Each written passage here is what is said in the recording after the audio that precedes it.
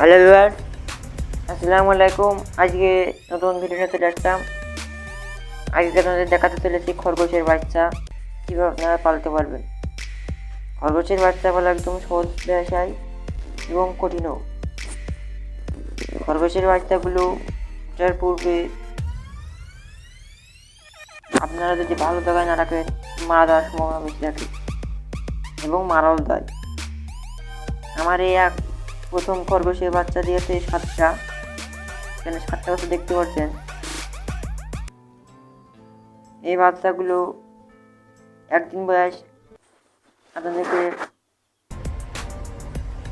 বড় হলেও ভিডিও করে আপনাদেরকে দেখাবো।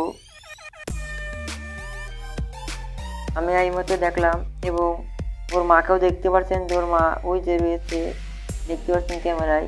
রাত্রেবেলা এখন একটু ভিডিও করেছি। ওর মা খুব জাতের খরগোশ যে একবারে 7টা বাচ্চা দিয়েছে। এই বাচ্চাগুলো এখন আপনারা সুতি কাপড় বা তুলো দিতে পারবেন বা ওয়ালখারও দিতে পারবেন। বাচ্চা রাখতে আপনারা বুঝতে পারবেন ও গার পশম ছেঁড়া শুরু করবে। তার আগে আপনি কিছু সুতি কাপড় বা কলখার বা এরকম কিছু জায়গা করে দেবেন এবং দেখবেন যে টিপে টিপে যেন না মেরে দেই।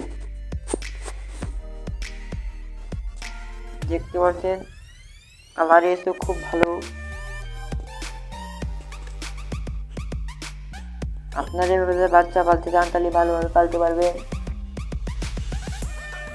আজকে এই কামনা করেই ভিডিও এখানেই শেষ। ভাই লাইক কমেন্ট সাবস্ক্রাইব করতে ভুলবেন না।